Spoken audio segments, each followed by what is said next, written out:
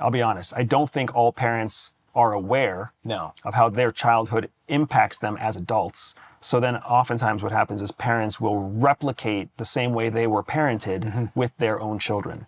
My wife and I were benefited because my wife grew up in a similar household to mine where she also learned early she couldn't trust what her parents said because what they did was different than what they said. Interesting. The big difference between she and I is that she didn't trust her parents and what they said, but she did trust that they loved her.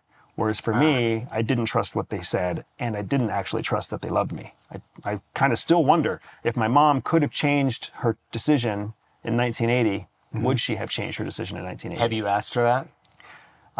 My mom doesn't tell the truth. So, right. So what's the point? So I have asked her, I have made the suggestion that maybe she would have chosen not to have me. She's always like, no, baby, I would have had you. But at the same time, there are pictures of her taking me to abortion rallies when I'm 3, 4, and 5 years old. Oh, that's interesting. So I don't know what, I'm glad that she was there, sponsoring women's power and women's rights, but it's got to be a little f***ed up to be like, here's my 3-year-old, and I think you should be able to take your baby's life if you want to. That's interesting. That's an interesting perspective. It's her choice, but it is really interesting to me when she tries to tell me that, of course, she would have had me at 19 years old with no husband and all that other stuff. That's tough. That is tough. And what it seems like what she's saying is, no, I really love you and I'm so glad you're in my life. But if you were able to go back in time and say, you can turn this pregnancy off with a light switch, she would probably go, oh my God, I'm a kid. What am I doing? Right.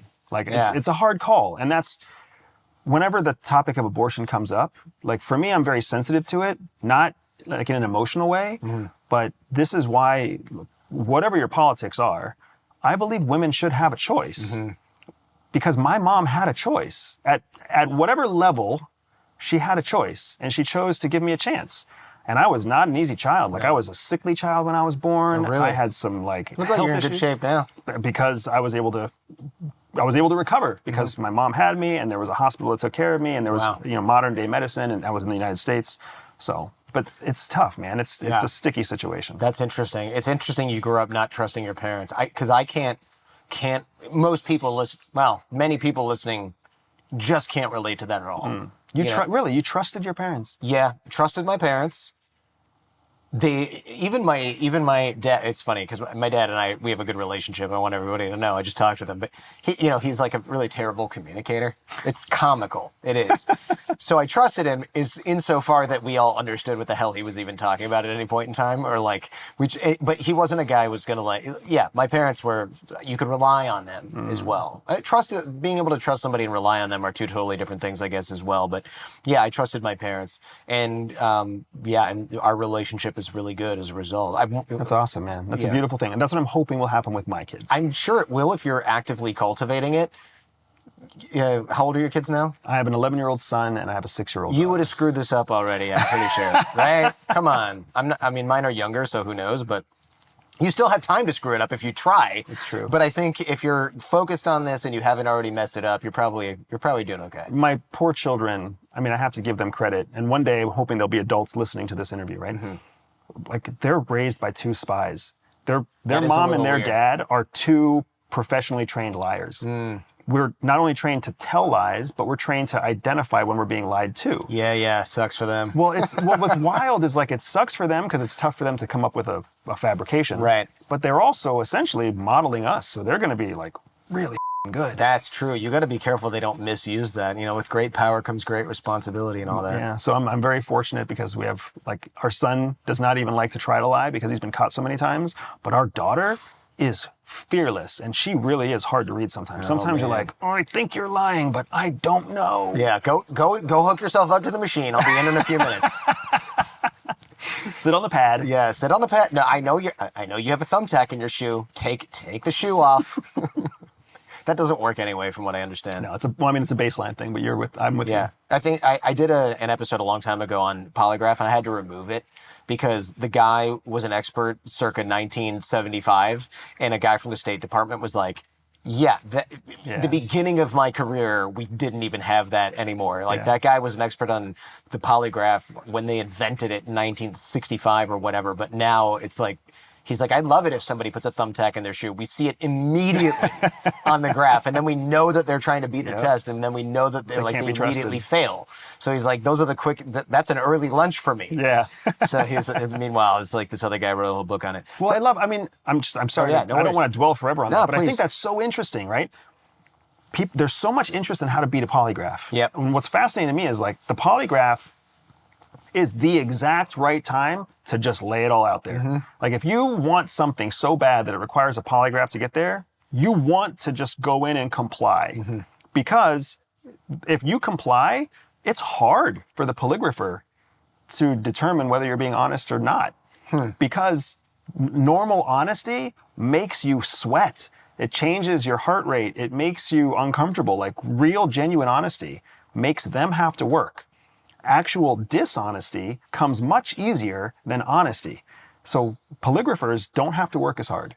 That's interesting. So if somebody's like, have you ever looked at joining an organization that's hostile to the United States? You're like, so in high school. Yes, exactly. This is awkward. Yes. But I was just curious. And they're like, crap, I was hoping you would lie about that because then I can see the thing go like that. And you're like, exactly. Meanwhile, you're just like, this is the dumbest. What's the dumbest thing you've ever done? And you're like, oh, really? All right, here we go. So a big deal. So I had to take the polygraph. There's the way that they execute the polygraph, or at least the way they did, when I was being recruited. It was multi-days. So day one you would come in, but they would make you reserve a second day just in case you needed to come back for a second day. Well, I didn't to me. I was like, oh, if I'm honest on day one, I won't have to come back on day two. Because they'll see that I'm being honest. Well, then I learned long after I was recruited, long after I was a successful officer, the second day is really there for the people who are honest. The second day is not there for the people who are dishonest, because dishonest people get identified quickly and boom, they're out the door. Okay. But honest people are the ones that have all the variation from baseline, because that shit is uncomfortable. For me, the thing that got me hooked, like the thing that was my second day clause, was they asked me if I'd ever taken controlled substances. Now, I've never taken a drug. I've never taken a narcotic. I've never smoked marijuana. I can't wait until I get the chance to do it. But I married a woman.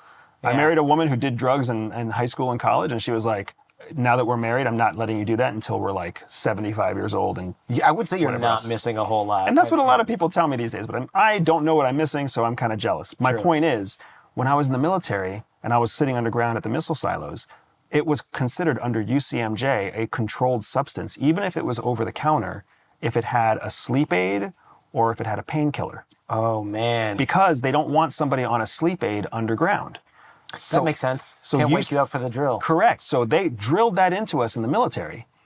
Well, then when I go to do my polygraph for CIA, they're like, have you ever taken a controlled substance? And I'm just like what you just said. I want to be honest. I'm like, well, technically, I used to take Tylenol PM with me on alert underground, even though I knew I shouldn't have it, because I didn't want to be the guy that called in sick and sent somebody else underground. So just in case I needed it, I would take it with me and I would share it with the person that I was underground with. And once or twice I took it myself, but I don't know if that counts.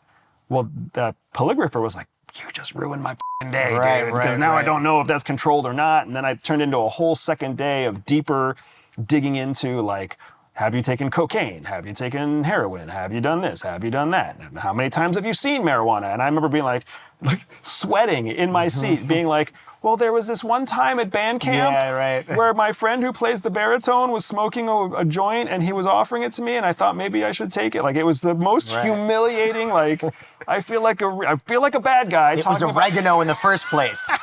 It wasn't even weed. He was 13. How do you think he got weed? It was bullshit. So it's just so funny. That's what a real polygraph looks like. Sticking a thumbtack in your shoe is not going to change that. Right. No, you're just sitting there talking about how much of a loser you were in high school. No.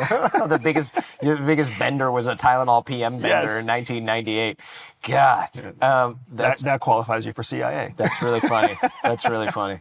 So you said when you were getting recruited, how did you get recruited? You went to the Air Force. Did they pluck you from the high-performing ranks of those that dwell underground, or was it like a career shift after you got out? It was a career shift for sure. So I was a mediocre officer. Like, in my opinion, I was a mediocre Air Force officer. Well, that's why they put you in a bin underground. For real, right? They're not sending their best. And when the time came to leave the Air Force, I started looking for a job. Okay. Right? And one of the things that I wanted to do was get as far away from nuclear weapons as possible. Plus, at 27 years old, I was really into having sex. Oh, so that's I was surprising. I was like, how do I find a career field that's also like easy to find women? So I looked at going to the Peace Corps. Oh, I've really wanted to join. I regret not having done that. So just knowing that you went to law school and knowing that you were courted by CIA, I'm not surprised at all to hear. Is there like a Venn diagram overlap? Huge overlap. Should I spy and ruin other people's lives, or should I be in the Peace Corps and help other people's lives? I mean, think about coin it. Flip. Yeah, if you're willing to put yourself in car, living in a tent, helping people with microfinance, think about all the things that you're willing to give up. Yeah. I would have loved to have lived in, like Central African Republic, Congo, like just some crazy place. Yep. Well, guess what CIA is looking for? Yeah, right. The same person. People who are willing to give it all up, only instead of helping people with microfinance, you're going to steal secrets about how the Russians are helping people with microfinance. You know what I mean? That's essentially, it's the same person. It's just ideologically, there's some nuance there between the two of them. Yeah. If they're pragmatic enough to be like, oh, you're going to put me in a tuxedo and possibly also send me to like Albania and I'm going to have like a chance to steal. I'm open to the idea of stealing, where a true Peace Corps person would never steal. Ideologically, they would never even take you seriously if you were like, how would you feel about stealing secrets? They're going to be like, that's wrong. Yeah, no, I definitely fall on the other side of this Venn diagram. As long as I won't get in trouble for it. I will steal secrets all day long. Yeah, man.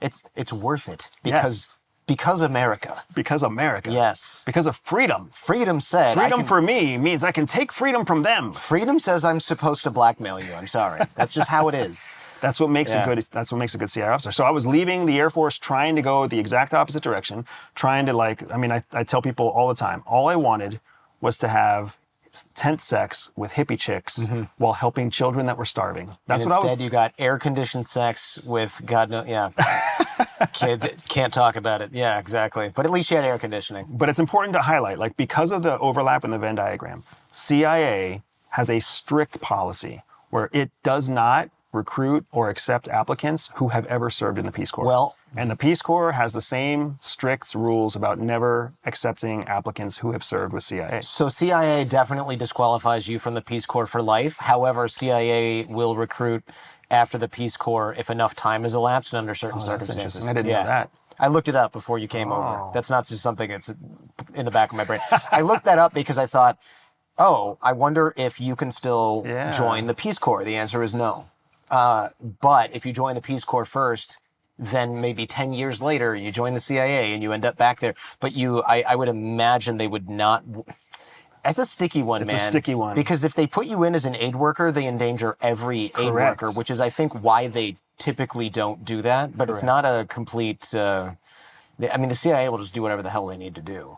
When it comes down to it, and I love that you have that rationale. When it comes down to it, the CIA is an agency of last resort. If it can be done by anybody else, somebody else should do it. But only when nobody else can do it does CIA get called in.